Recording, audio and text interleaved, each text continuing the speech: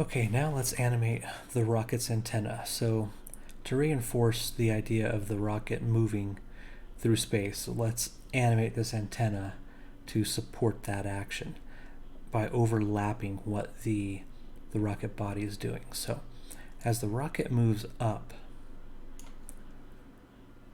we want the antenna to move down. And then as the rocket moves down, we want the antenna to move up throughout all of this motion here. So I'm going to go ahead and I'm going to put the rocket's antenna at a lower position. Select the attribute and right click the key. And if you forgot how to animate the antenna, it's just you left click on the word antenna, and then in the viewport you middle mouse drag to get an interactive way to use it. You can also of course set numerical values if you would like. Alright, so this is where our rocket is going to start with its antenna, and then it's going to move up, and then just after the rocket hits the apex of where it's going in Y, so we want to make sure that we watch this translate Y down here, because we have to sync our antenna motion to the motion of the body of the rocket.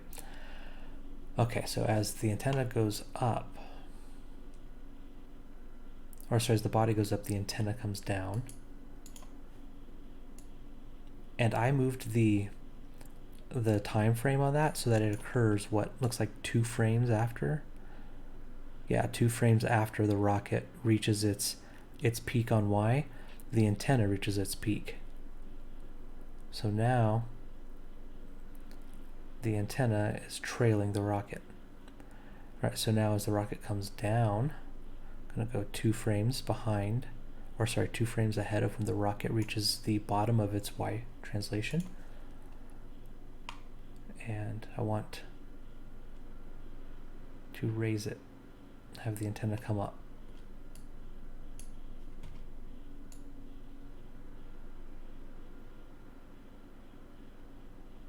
Okay, so one thing I can already see here is that this is where the antenna this is its original position, so let's just copy that keyframe.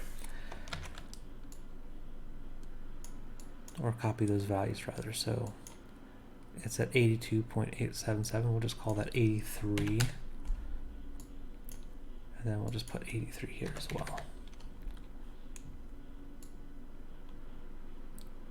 Alright, so this motion might be too subtle, but we're going to keep going. If it's too subtle, we'll fix it later. Alright, I'm going to go ahead and copy this key here, the peak. I'm going to go out to the next peak on Y, go 2 frames further, press Ctrl V or Command V to paste it, select the valley key, copy it, go 2 frames beyond, paste it. Make sure we only have the antenna selected in the attribute editor right here. You don't want to be pasting over these keys here. Go to the peak, copy, paste.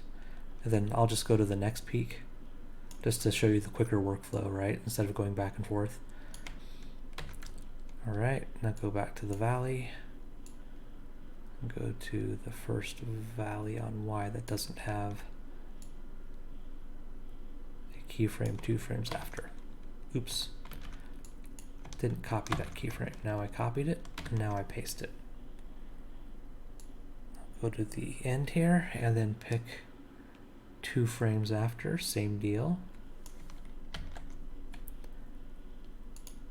And actually we're going to want to move this first one, we're going to want to offset that by, I think, 2 in that direction. So that way they should line up. Let's see how that looks.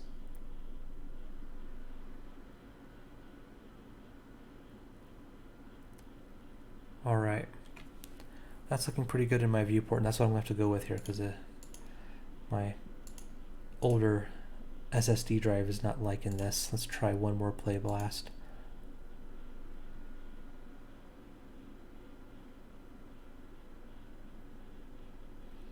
And the reason I'm having problems is I'm play blasting these full size uncompressed so you guys can see them pretty easy.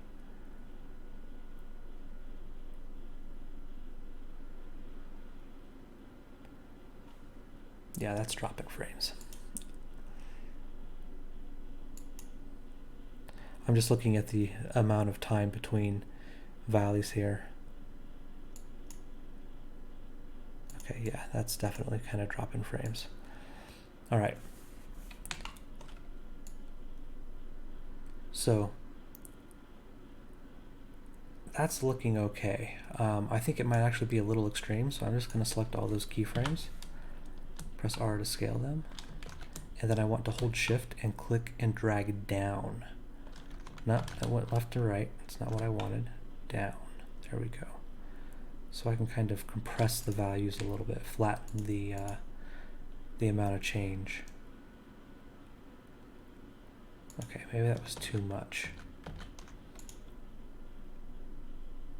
All right, I'm going to take all the valleys, just the valleys, press W to get the move key, and move them up a little bit. Let's pull them down. Let's make the valleys more. There we go.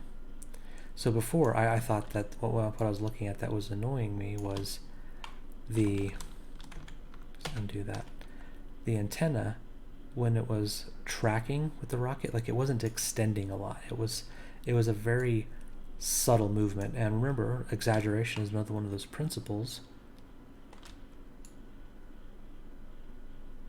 And we want to exaggerate it a bit more. There it is, it's exaggerating. Get more of a... Okay, so one thing that I'm seeing now is I really feel like that the antenna on the whole is actually moving too much after the rocket hits its peaks. So let's take a look at this peak here. All right, so that peaks at 33. The antenna reaches the peak of its movement at 35.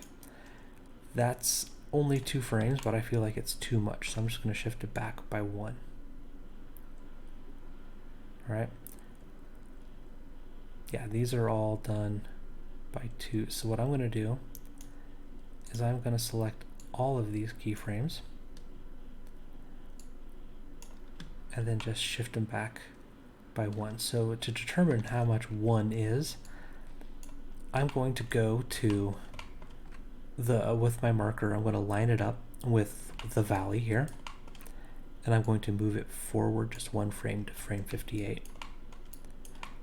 And then I'm going to come in nice and close so I can see it, press and hold shift, middle mouse click and drag to the left, and we get our 1 keyframe movement.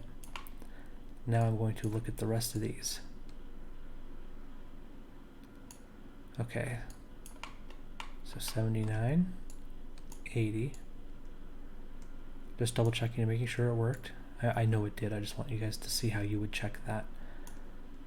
Okay, this one didn't.